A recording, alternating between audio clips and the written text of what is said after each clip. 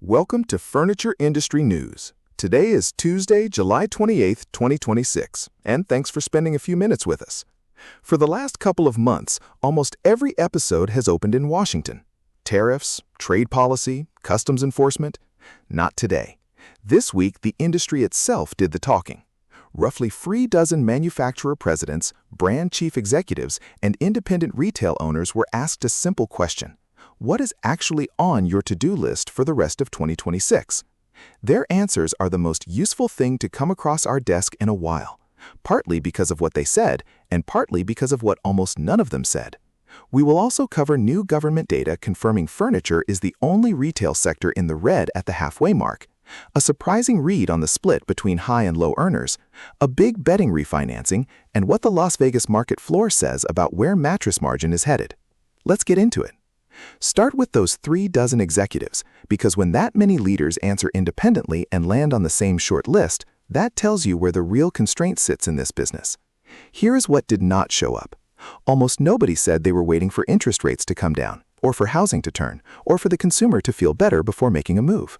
And nobody blamed the product. Nobody said consumers had lost interest in furniture or that taste had shifted somewhere they could not follow. Instead, three themes came up again and again. Put artificial intelligence to work on real operations, help the people on the sales floor sell better, and make it cheaper for dealers to carry inventory. Let's take the artificial intelligence piece first, because it is not what you might expect. When these executives talked about AI, they were almost never talking about something the customer sees. They were talking about order entry, shipping, purchasing, forecasting, customer service response times. One large furniture maker described a steering committee guiding deployment across several company functions. Another is pairing a full enterprise software rollout with AI tools for customer service. This is unglamorous back-office work, and that is exactly why it is worth attention. These are not experiments. These are operating expenses being redirected. Something else in those answers is worth sitting with. Several executives went out of their way to say the goal is not to cut headcount. One described the point as making his people into superheroes. Another said plainly that the goal is not to replace people, but to empower them. Whether that holds over time is an open question, but the fact that multiple leaders volunteered the same reassurance tells you they know their teams are wondering. Then there is the AI story that has nothing to do with the back office, and honestly, this is the one that should make you sit up. One technology company serving more than 400 independent retailers is now rolling out what the industry calls generative engine optimization. The reason is straightforward. When a shopper asks an AI assistant where to buy a sofa, the answer tends to default to the national chains. Independents simply do not come back in those results. And this was not one vendor talking up its own service. A well-known independent retailer named Learning to optimize for AI search as one of its own top 3 priorities for the year, entirely separately. So think about your own store for a second. If a customer in your market asks an assistant where to shop for furniture and your name does not appear, that is a discoverability problem, and no amount of additional search advertising spend fixes it. That is a different kind of work. The third theme was the sales floor, and this was the single most common answer across the entire group. It came from bedding makers, from upholstery makers, from case goods makers. Not new product, not new categories, training, selling stories, helping associates feel confident presenting the higher-end models and explaining why a better product costs more and lasts longer. One bedding chief executive said his team will be on the road more than ever this year doing exactly that. Others pointed to formal training programs they have built for retail partners. Here is the practical takeaway. Your vendors are telling you, in public, that they believe the gap is on your floor, and several of them are offering to help pay for closing it. If that is the read from the people who make the product, take the meeting. Tied to that is the inventory piece. Several manufacturers are pushing mixed container programs, which let a retailer combine products from multiple collections and, in some cases, multiple brands into a single container. You get a broader assortment on the floor without the inventory commitment that used to require, and the longer traffic stays soft, the more attractive that math becomes. On the same theme, vendors are competing for the floor space they already have rather than chasing new doors. One accessories maker is building a full lamp program and adding artwork, sculptures, and planters. A luxury case goods brand introduced more than 130 new products this year. A company long known for case goods now says upholstery is one of its primary growth drivers. Now, the harder news. New Commerce Department data shows furniture store sales totaled $65.1 billion in the first half of 2026, down 2% year-to-date. As we discussed a couple of issues back, the category finally stopped falling in June, but stabilizing did not fix the year. Here is the detail that stings. Furniture was the only tracked sector with a year-to-date decline, aside from department stores, which were down 0.7%, and which sit inside a general merchandise category that actually rose 3%. Meanwhile, overall retail sales climbed 5.1% for the 6-month period, to $4.4 trillion. Gasoline stations posted the biggest gain, up 14.8%, driven by fuel prices tied to the conflict in the Middle East. Non-store retailers, which includes e-commerce, rose 11.3%. Auto dealers rose 1.6%. So the story is not that consumers stopped making big purchases. They are still buying cars. They are still spending online. They are just not spending it with us. And here is the number that has stayed with me all week. Americans spent $603.9 billion at restaurants and bars in the first half of the year.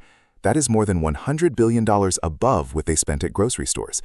Our read is that dining out is the clearest picture of the real competition for a discretionary dollar, and that looks a lot more like habit than like a hard ceiling on what people can afford. Habits do respond to a good reason to buy. The other detail worth noting is where younger buyers are landing. The reporting points to housing as the main drag, with elevated rates and affordability keeping first-time buyers out while they carry student and auto debt. Many are furnishing first apartments with hand-me-downs or buying consignment. Worth reframing that. A young buyer furnishing a first-place secondhand is not a lost customer. That is a delayed customer, as long as you are visible when the upgrade cycle starts. Now for the consumer read that genuinely surprised me. The National Retail Federation's chief economist looked again at what people have been calling the K-shaped consumer, where high earners pull ahead while everyone else falls behind. The split has not closed, but it changed character this year. In the first 6 months of 2026, none of the income groups he tracks reduced their spending compared with last year.